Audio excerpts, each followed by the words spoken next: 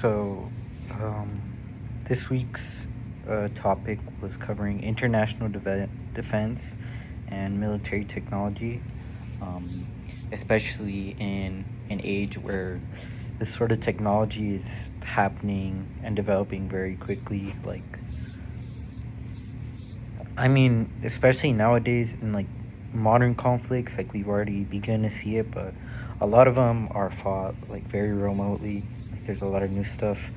Um, it's been coming out in this past couple decades, after the turn of the century, in terms of military warfare.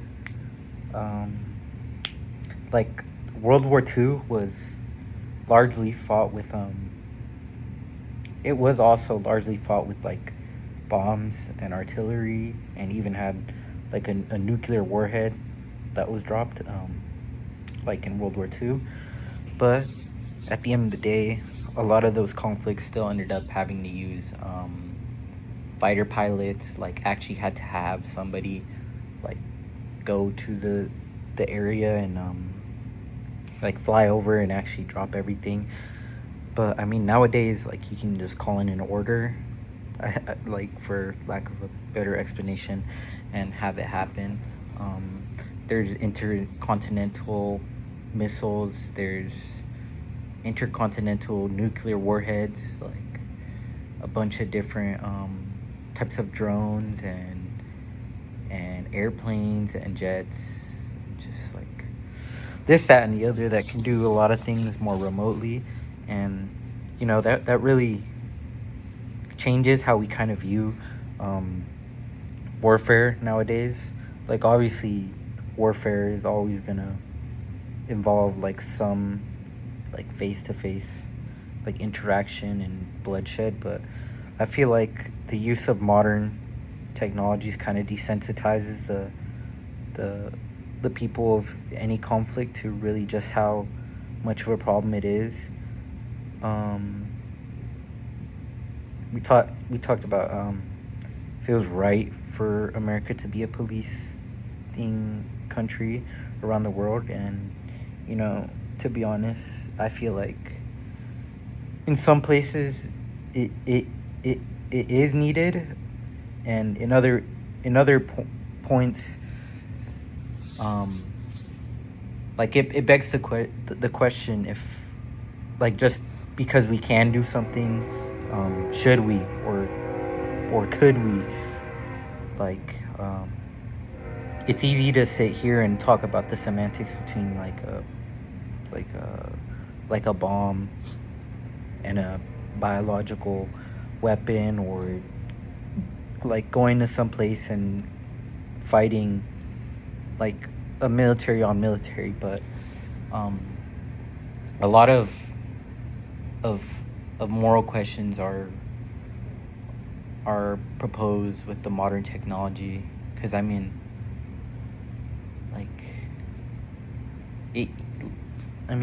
especially recently, a lot of people said that we usually just go and invade a country, we take all their stuff, and then we just continue to survey over them for decades, just really mess up their whole landscape and environment with bombings and different weapons that we're using on different sectors of enemies. And it's easy to say from here, from the outside looking in, that we just had to do what we had to do, and we had to use that stuff. But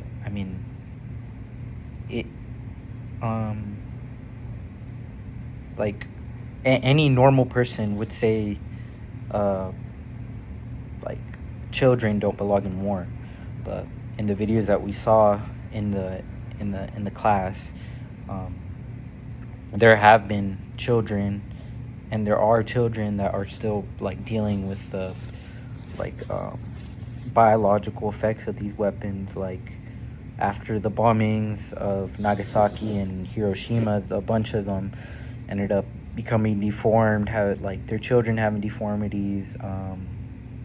The kid that we saw in the video, he was 9 when that chemical attack happened, and he's living into adulthood and likely the rest of his life with stuff like that. Like a lot of this stuff, like even just lightly covered in the topic, sound like horrifying. Like they cause you to lose like stability in your muscles. Like they like break down your bones, your cells. Like they make you spit out blood, this, that, and the other. Like I know it's war, but I also feel like at a certain point, like you have to have like a bit of humanity into what you're doing to your opposition. Like at the end of the day, those people still have families. Those people still believe that their reason for fighting is important. And you know, like instead of like spending so much time like figuring out how to destroy each other or defend each other from everybody, like it's just difficult to point out where like we should stop. Like there's so many questions because it's like they can be deterrents, they can be defense, and like stuff like that. But I feel like a lot of the time it's the like swaggering portion where we're kind of just like, at this point America's like, yeah, like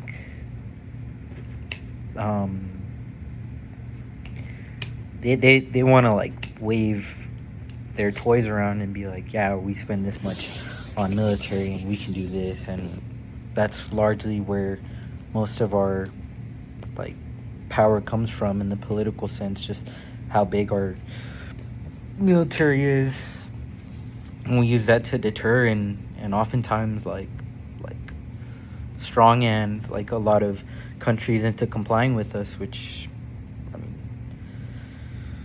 we can do it, but should we be allowed to do something like this? And you know, a lot of this stuff is so tricky because there's so many things that can be worked out and tried upon and just talked about just due to NATO and a lot of different overseas organizations like the EU and stuff like that, where they just try to mediate conflicts. But I mean, you could also argue that organizations like those aren't doing enough to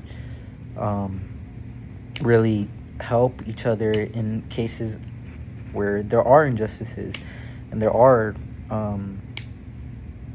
like lacking points where they could require help and guidance and just help navigating these problems. But there's just so much that has to do with this and that, and especially nowadays, like with the advent of this technology, there's a whole new brand of warfare, basically, well, not basically, entirely, cyber terrorism, cyber military forces, intelligence and surveillance, and the processing powers and infrastructure means so much more in today's warfare. Like it's just, and yeah, like there's just so many things to where it just makes you feel bad to be an American sometimes, learning some of the things that we had to do as a country just to do what we perceive as right or wrong. And you know, that's kind of like a bigger point in the discussion of this, where a lot of times the party systems and things like that often lead to like class warfare in these decisions, where what one side tries to like disprove why each side is wrong or why each side is right, while not trying to mediate the choices of which is the most objectively right and which is the most objectively wrong. And then that doesn't even like speak for most of it, because I mean, a lot of these questions end up being decided on morality. Like we just have so many like bases that we need to cover when coming to a decision between like these aspects of today's life. But there's only so much you can do in this system of politics and choices. I mean, yeah, like you can do your part and stuff, but ultimately there's only so much you can do to make either side like agree or disagree with your sentiments, and there's only so much you can do to agree and or disagree with their actions. So yeah, it's my review for this week.